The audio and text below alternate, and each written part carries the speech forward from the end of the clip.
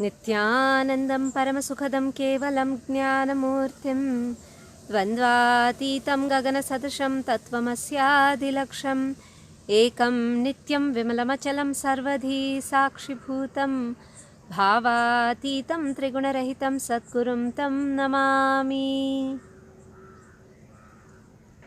Nityananda, this is Ma Nitya Shivrupananda from Bengaluru Adinam, Pidadi here Nityananda Peetham, and I'm here today to share with you about a very interesting topic, sannyas. Now you might wonder, what is a grahastha with 2 kids, has lived around the world, owns properties, likes jewelry, dress up, has to do with sannyas?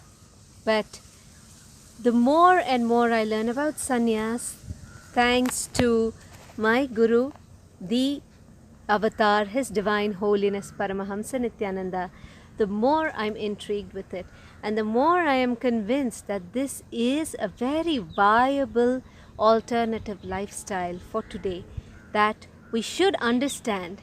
And of course, as is in the Hindu tradition, nothing is forced. When you fully understand everything, then you can decide what's right for you. The cognitions that I have developed, the powerful cognitions that I've developed about sannyas or brahmacharya, that my Guru, His Divine Holiness, has shared with the world are immense, they're profound, and they're life transforming. For example, my children here in Nityananda Gurukul are ordained as Krama Brahmacharis and Krama Brahmacharini. Now, what is Krama? Krama is kind of like, I guess you can talk of it as a trial sannyas, or living the vows of sannyas in a period of life which could be very tumultuous for you.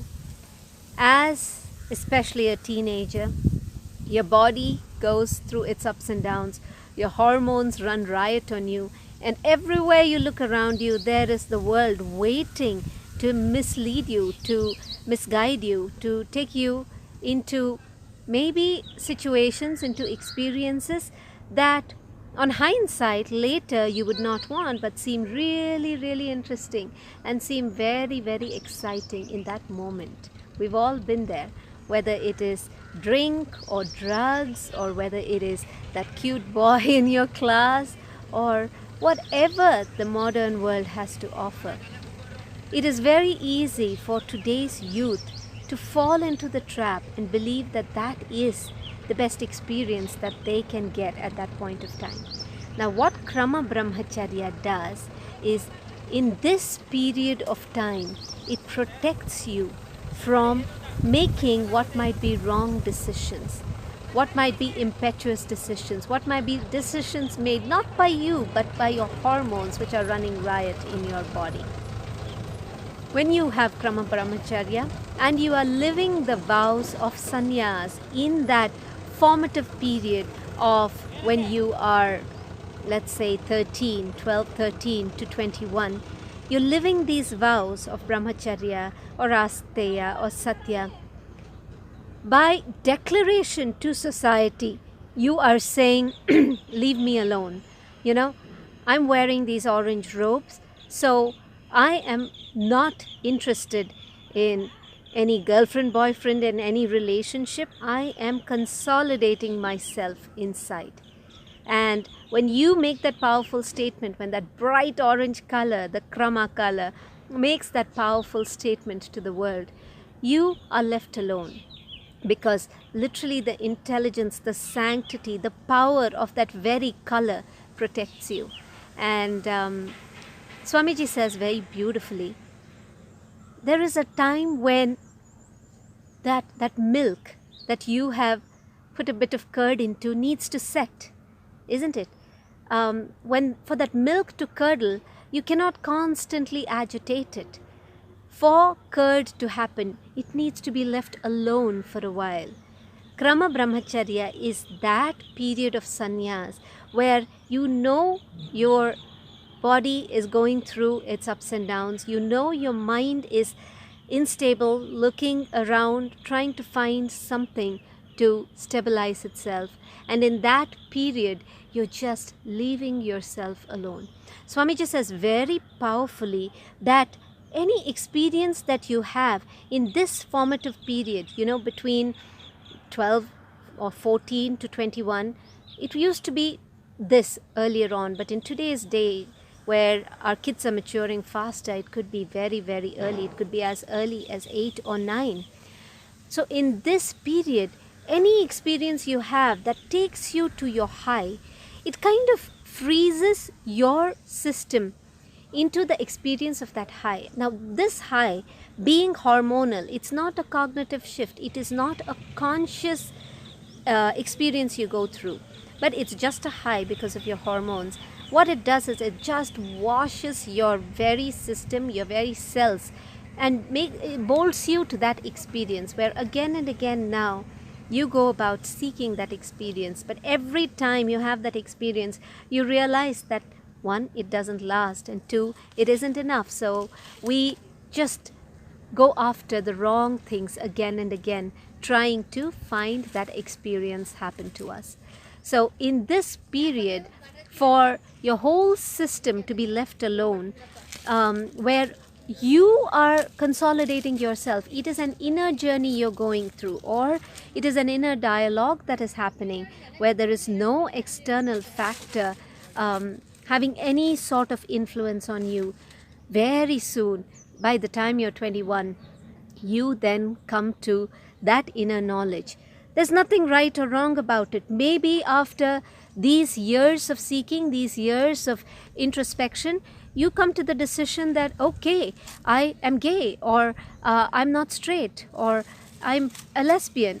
It doesn't matter. In Hinduism, where we recognize 11 genders, everything is okay as long as it's a conscious decision process you have that's leading you to ultimately Paramashiva.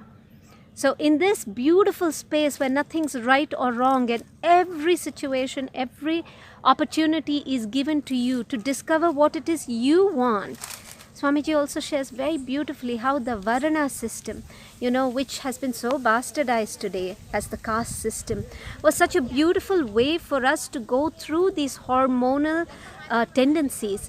When you first take birth, and you need to do a lot of physical work, or maybe you need to experience very body-based sensations because it's the first few times that you're in the body. You need to feel, you need to touch, you need to experience the material world.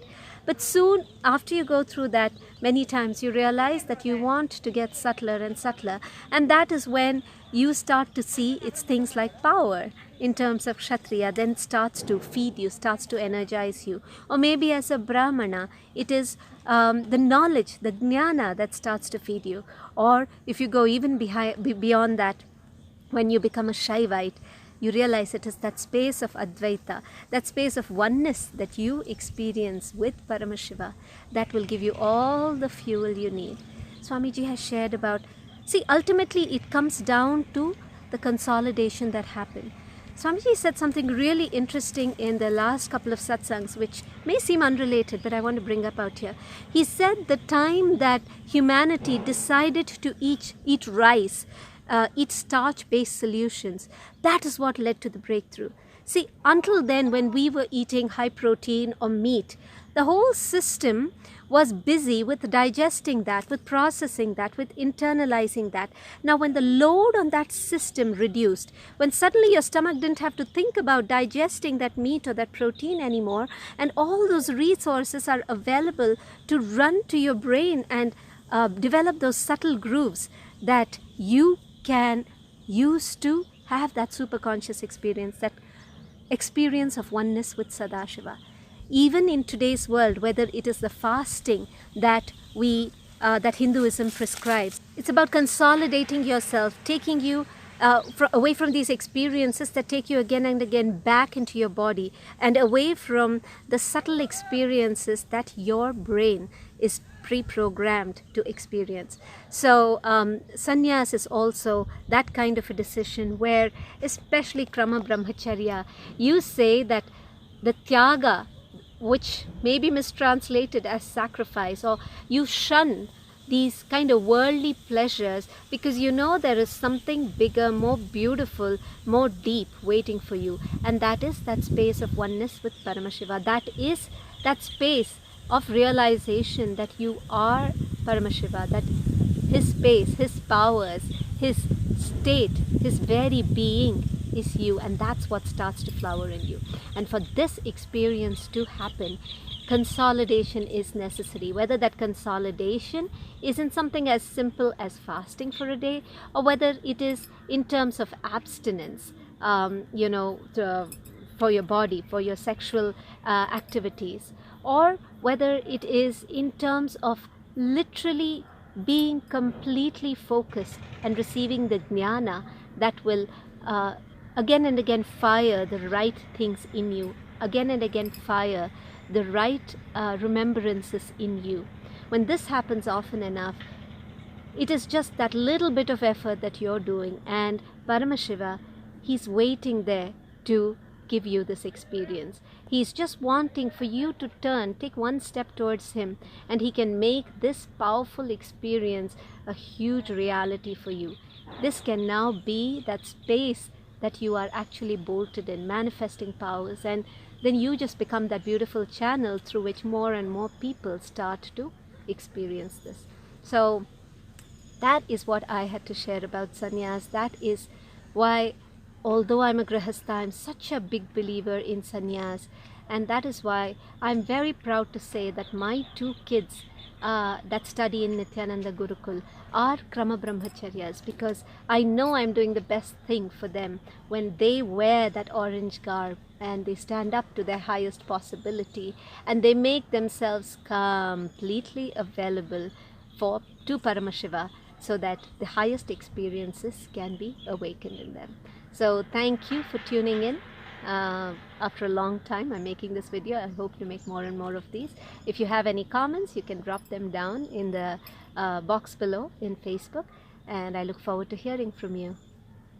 Om Purnamadah Purnamidam Purnat Purnamudachyate Purnasya Purnamadaya Purnamevavashishyate. Om Shanti Shanti Shanti. Hari Om Tat Sat.